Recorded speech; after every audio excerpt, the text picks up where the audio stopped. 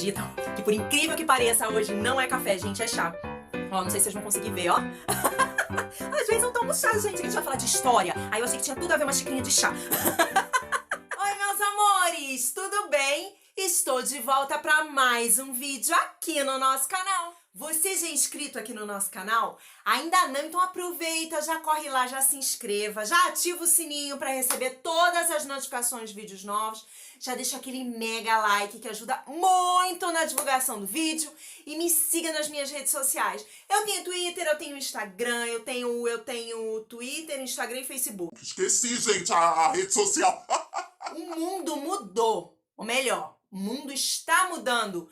Vocês conseguem perceber? Antigamente, nós não nos preocupávamos tanto com o meio ambiente como a gente se preocupa agora, e a gente nem percebia o consumo desenfreado de roupas praticamente descartáveis. Isso sem falar na nossa economia, principalmente agora com essa pandemia, que a gente realmente não sabe como vai ser o dia de amanhã. É, gente, o mundo mudou. E por mais cético que você possa ser, uma hora você vai ter que dar o braço a torcer. E os brechós? Onde eles entram nisso?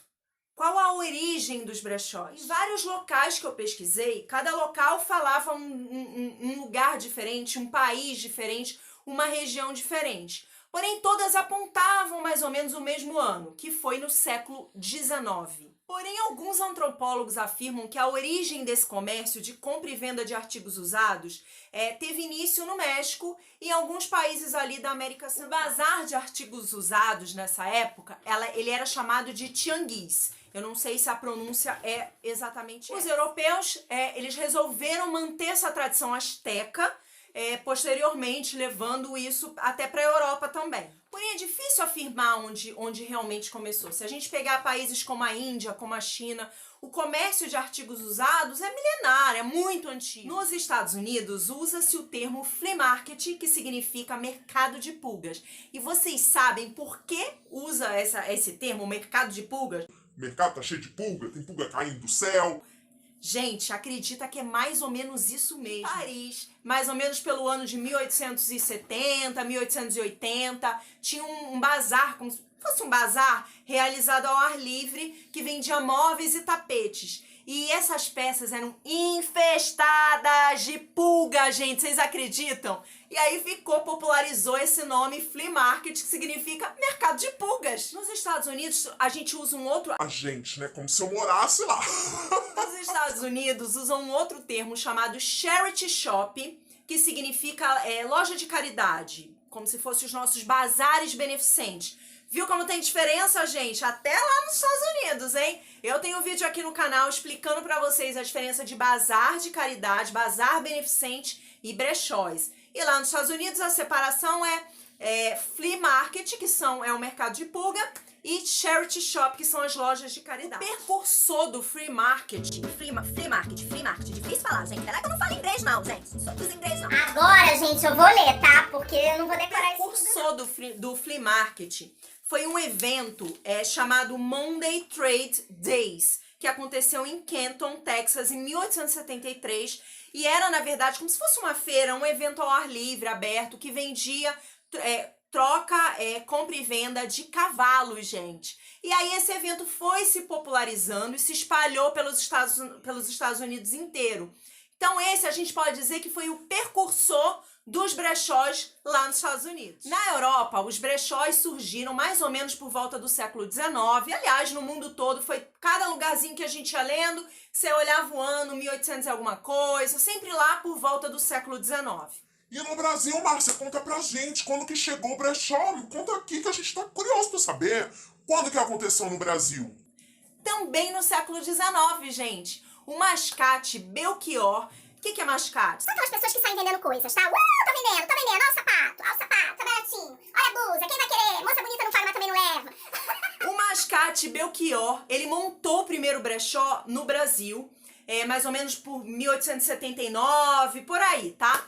E aí, o que aconteceu? Primeiramente, a loja era chamada de Belchior. Ninguém falava brechó, não. Brechó veio depois, tá, gente? Mudou o nome, parou de chamar de Belchior e chamou de... Ah, não é o Belchior cantor, não. Não tem um cantor Belchior? Eu inventei isso. Será que tem? Eu acho que tem, né? Um cara Belchior.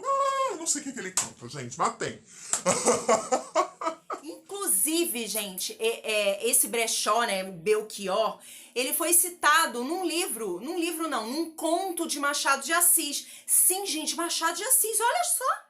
Esse conto se chama Ideias do Canário e foi publicado na Gazeta de Notícias em 1895, gente. Acredita nisso? Nesse conto, eles falam do impacto do personagem. Ele é atirado lá dentro do Belchior. E aí dentro do Belchior parece que é dentro da pessoa, né? Mas é dentro da loja do Belchior. E aí, ele fica meio enojado, né? Aquela loja tudo bagunçada, poeira subindo, porque vai totalmente contra, é o oposto dele. Porque ele é riquinho, metido a besta. Bom, gente, no início, os brechós, eles não eram tão mal vistos assim, bem lá no início. Só que com o passar do tempo, veio a Revolução Industrial e o capitalismo chegou. Né, galera? Dinheiro, vamos comprar, vamos comprar, vamos comprar. E aí, o que aconteceu com os brechós? Eles começaram a ser mal vistos mesmo.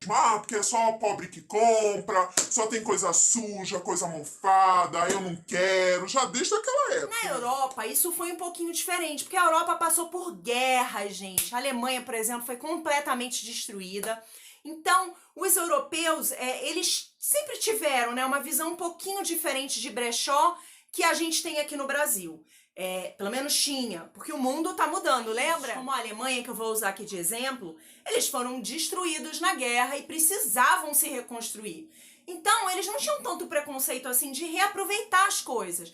Usar aquela roupa usada até ela realmente furar, comprar em brechós, consertar as coisas, não tanto esse lado voltado mais pro capitalismo que nem outros países como o Brasil. Mas aqui no Brasil as coisas começaram a mudar, gente. Vocês acreditam que em 1970, por volta de 1970, a cantora Maísa montou um brechó? Ela veio super inspirada dos brechós lá na Europa, porque lá na Europa era o pessoal se amarrava num brechózinho. Ela achou muito legal e falou: Eu vou montar um brechó lá no Rio de Janeiro. né?